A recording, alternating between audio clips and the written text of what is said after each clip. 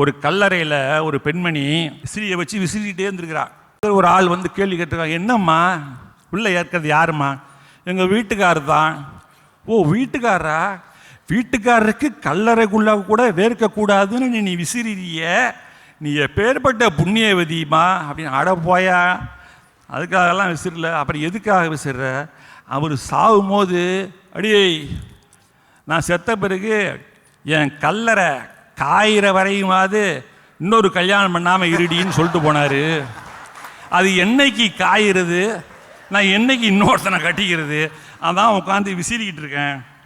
ஷாஜகானுடைய மனைவி மும்தாஜி 14வது பிள்ளை டெலிவரியில் தான் இறந்து போறா. இந்த கதை உங்களுக்கு தெரியுமா?